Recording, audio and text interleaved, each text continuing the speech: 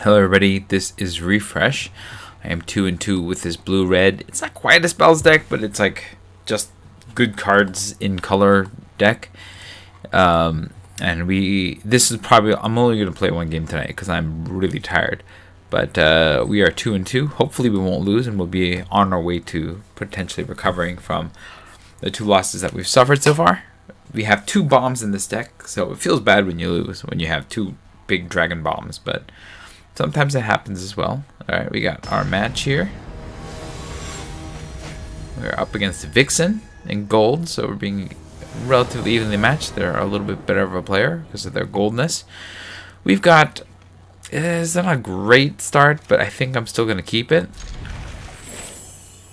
We can Frolicking Familiar something to death, like that thing. Which I think I will do while they're tapped out. Just hit it while we can.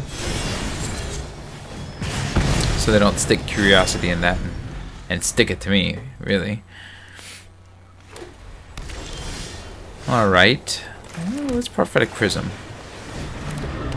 They don't have a counterspell. Alright.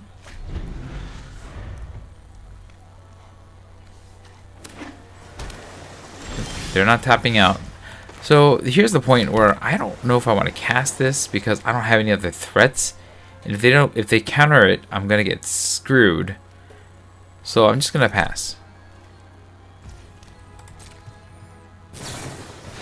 Okay, they're drawing 2.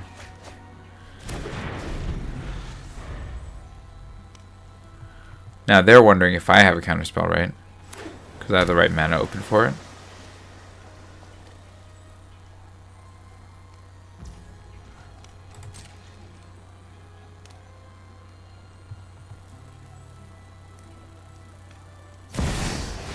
Hilda! Oh, that's good. I can't finish her off in one turn, but I can finish her off next turn, so that's what I'll do.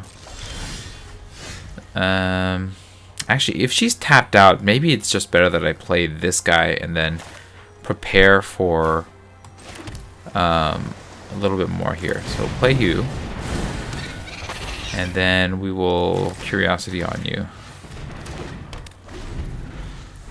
Next turn I should be able to Torch and Flick to kill Hilda. Hopefully they won't get any too much value out of her in between now and then. We'll see.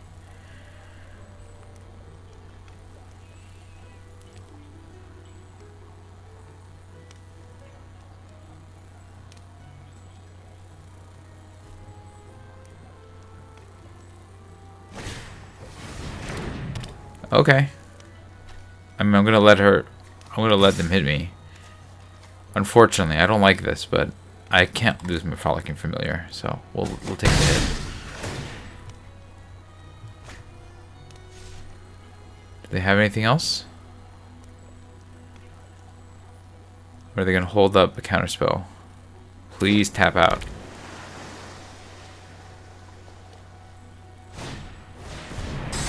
Okay, I'm okay with that. That's not the worst. With 2, I think I should be able to pull... I mean, that's actually kind of bad. They're going to create a 4/4. Yeah, okay, that's bad. But I can deal... I think I got to get rid of Hilda. So, I'm going to Flick Smacking Hilda.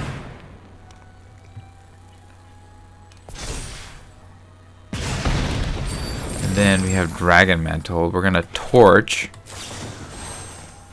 the tower, bargain, hitting Hilda again.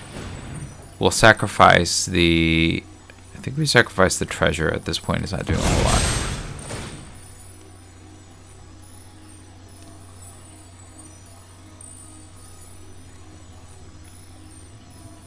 Do they have a 1 mana? Oh shoot.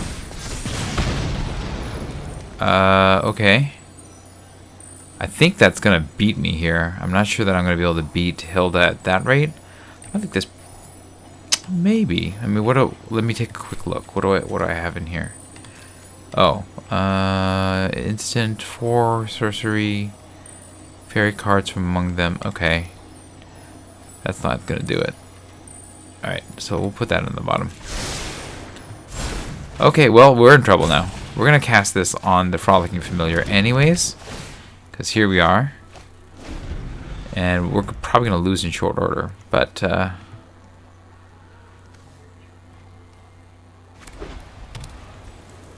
especially with the curiosity on Hilda smacking me.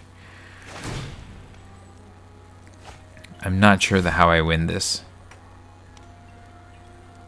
I guess I can try to cast the Dweller and keep up Disdainful Stroke as a protection, but I have to overcome the Elemental somehow.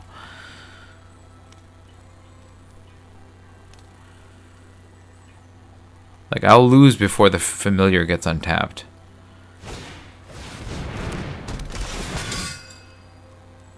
Yeah, they're just gonna go wide.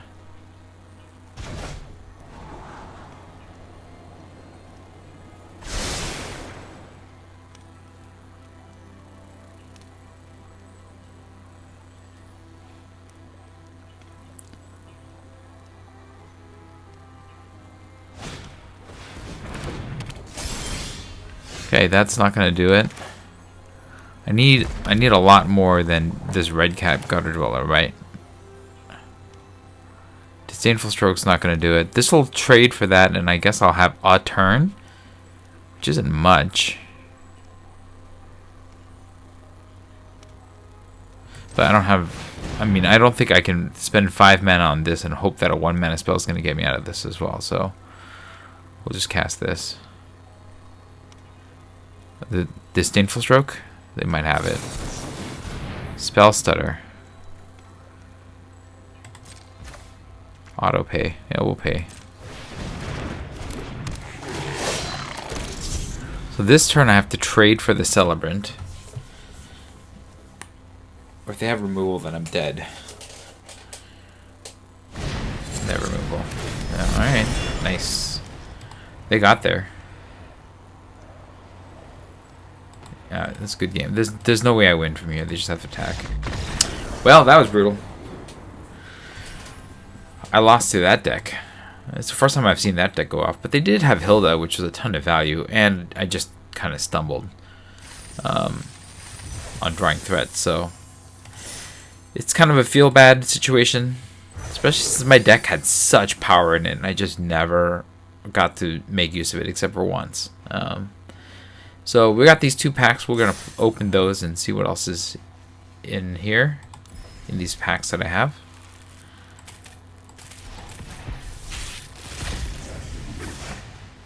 Alright, here we go. Let's see. I don't want the Spore Web Weaver as first pick. It's okay. I don't think it's bad, actually. But I think the Hollowed Season Blade is just a little bit more of a dangerous threat in this particular set. And so that's what I'm going to take first out of this pack.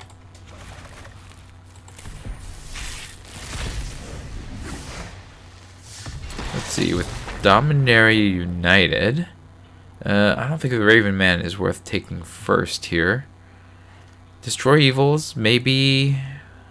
I mean, these are all interesting because of the land types, but I don't know if I want to take one of these first either, especially since none of them have green. So maybe I will just take Queen Allendale or Alanal, just because it's at least a card, and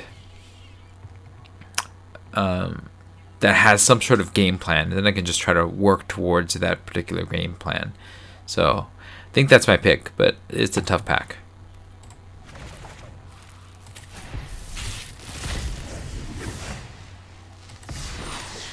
Alright, in Brothers War, I guess the Soul Partition's okay. But I don't think I want okay. I think in this pack, the Overwhelming Remorse is a really good removal spell, and I think Monastery of Swift Spear could be a nice aggressive card in the right deck. I think between them, I'm going to take Remorse, just because I think removal is just a little bit better than the Swift Spear, but, you know, I'm not 100% certain that that is the correct pick.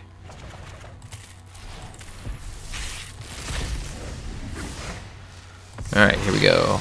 Monument to Perfection is a 0 chance I'm going to take that. Scrap Gorge was probably the way to go here. It fixes. It lets you cast other things. It works well on the oil deck. It gets strong and it ramps, and I think that makes it worthwhile. Incubation Sac would be great if it came back around, but I think that it's an easy first pick Armored Scrap Gorger here.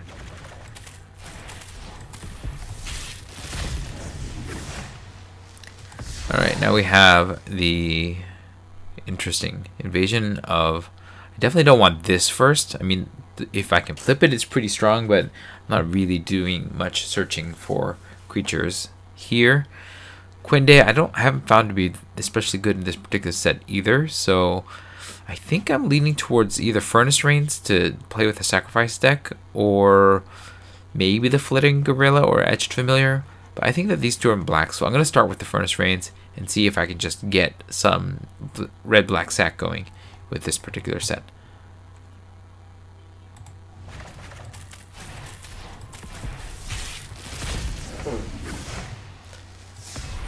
Alright, here, I don't want to press the enemy. Rise of the Witch King is possible. I think that's a reasonable pick.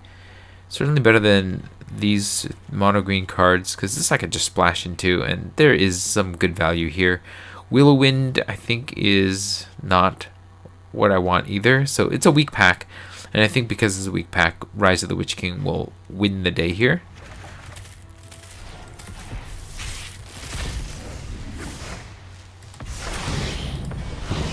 Alright, here we go. Of all of these, I think Agatha's Soul Cauldron is good enough. Just because, not because of the top line of text, but basically just at the bottom. You exile a card, and then if you can exile a creature card, you get a +1 counter. And you can just get a handful of counters this way over the course of a game, because creatures will die, and you'll exile them, and then you'll just power up your cards. And that's just for 2 mana. So I think that it makes it worthwhile.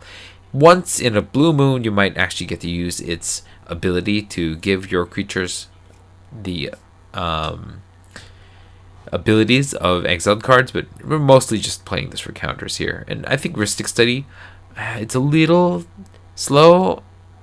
I mean, it does slow your opponent down by, 1 mana in instance, but I think it's just, it doesn't do a whole lot of much most of the time. And it gives your opponent the choice, which I think makes it weaker. I wouldn't take it first. And then, yeah, I wouldn't take any of these other cards first either. So Agatha's Soul Cauldron is the pick here.